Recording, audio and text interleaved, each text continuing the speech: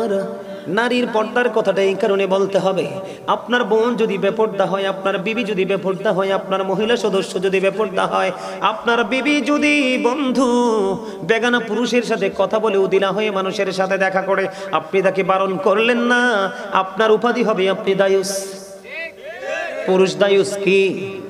ওই দায়ুস পুরুষ, তার জন্য বরাদ্দ বন্ধ বর্ণনীয় কষ্টের জায়গা জাহান্নাম। বন্ধুরে আমার, হযরতে সালমা রাদিয়াল্লাহু তাআলা আনহা থেকে বর্ণিত, তিনি বললেন, মাইমুনা সহ আমি নবীজির দরবারে উপস্থিত ছিলাম। কোথায়? আমার দিকে তাকান।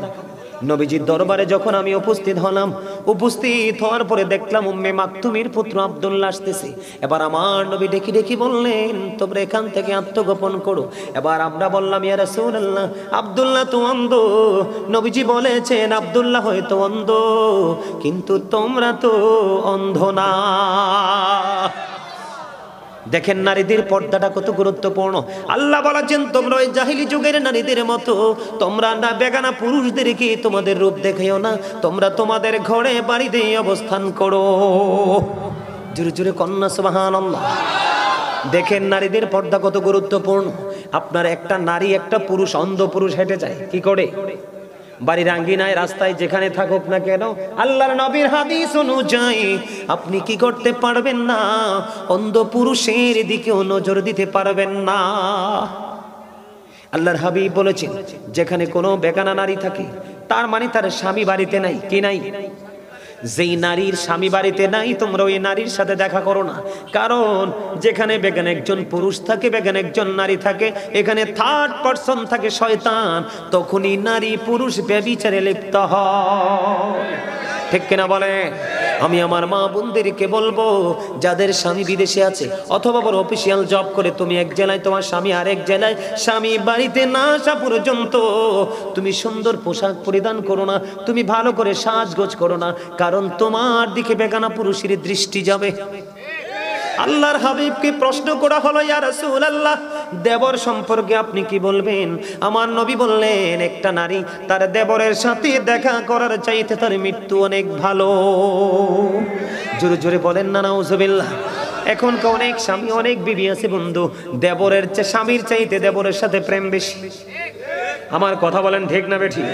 আল্লাহর হাবিব সরকারে মদিনা তিনি বলে দিয়েছেন, আমাদের মধ্যে কিন্তু কিছু মর্দা মহিলা আছে। মর্দা মহিলা তাদেরকে বলা হয় যারা পুরুষের মতো চলাফেরা করে, পুরুষের মতো পোশাক পরে, পুরুষের বন্ধু জুতা পরে, প্যান্ট শার্ট পরে, তাদেরকে বলা হয় মর্দা মহিলা।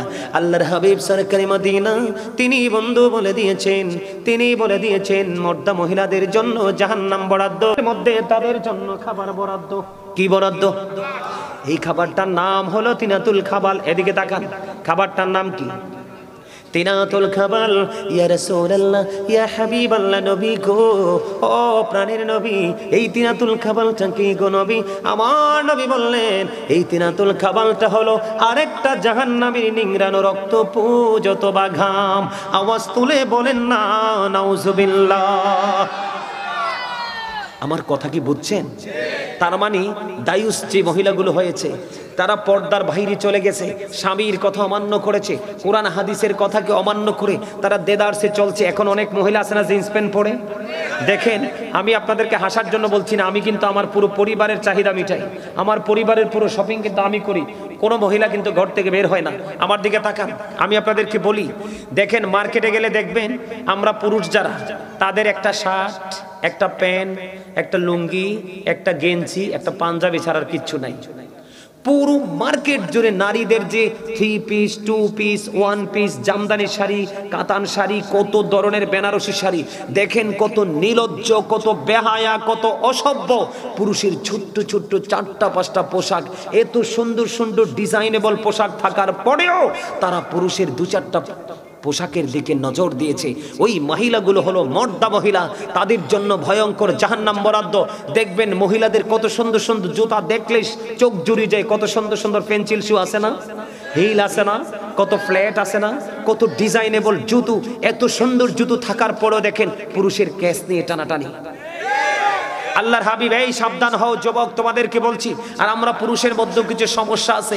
পুরুষরা দেখি অনেক ছেলেরা লম্বা চুল রেখে নারীদের বেন লাগায়, আছে না নাই? নারীদের ওড়নার মতো ওড়না গলায় ঝুলায়।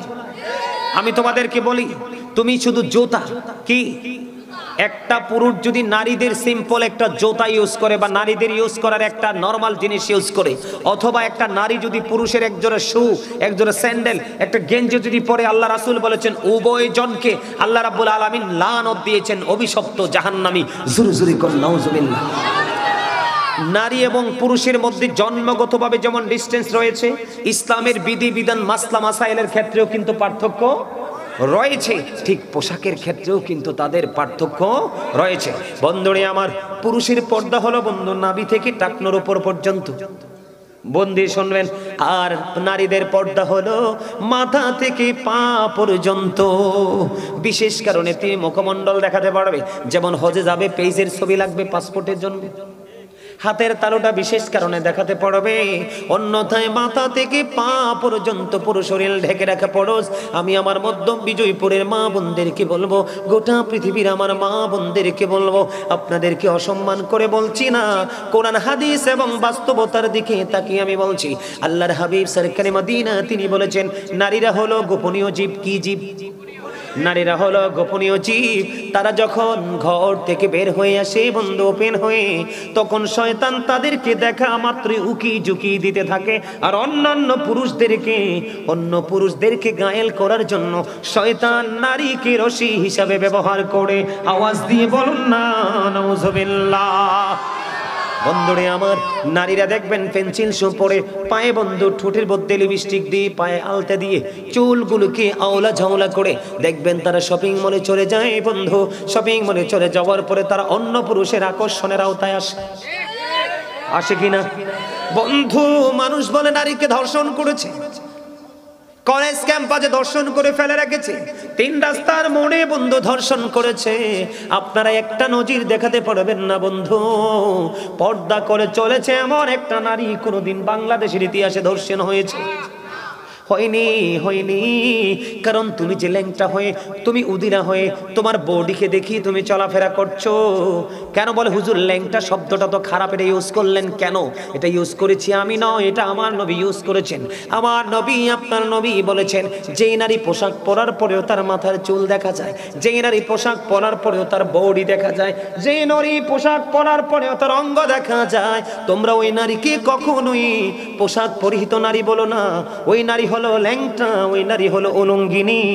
কারণ নারীদেরকে পোশাক দেওয়া হয়েছে তার পুরো শরীরটাকে ঢেকে রাখার জন্য, এটা তার ফরজ। যেই মহিলাই ফরজটাকে, আল্লাহর হুকুমটাকে মানলো না, হাদিস শরীফের অর্ডারকে মানলো না, তারা এবং আল্লাহর হাবিবের অর্ডারকে অমান্য করলো, তারা কখনোই ইসলাম প্রিয় হতে পারে না। বন্ধুরে আমার দিকে তাকান।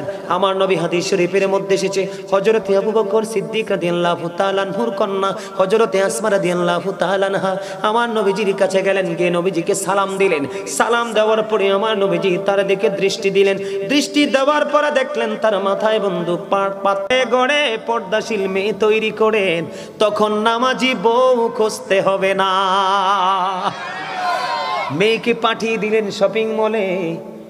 বউ বানিয়ে আনতে চান নামাজি, কেন বোঝেন না? প্রত্যেকটা বাবার ঘর থেকে মেয়ে তো বউ হয়ে আরেকটা বাবার ঘরে যায়। প্রত্যেকটা বাবার ঘরে যদি মডার্ন মেয়ে তৈরি হয়, তাহলে অটোমেটিক্যালি মডার্ন বউ ঘরে যাবে। কথা বুঝে না? তাহলে নারীর পর্দার সম্পর্কে আপনাদেরকে শেষ করে দিতেছে। সম্মানিত উপস্থিতি, আসলে রাত্র অনেক হয়ে গেছে। না, আমার কথা শুনেন, আপনারা কেউ কষ্ট পায়েন না। আমি আবার যদি কোথাও দেখা হয় আপনাদের সামনে আরো আলোচনা করব। তবে আমার আরেকটু কথা আছে, আপনারা যাবেন না? তাবারুক আছে, দেখেন আপনাদেরকে আমি কি বলে যে ধন্যবাদ দিব সে ভাষা আমার জানা নাই।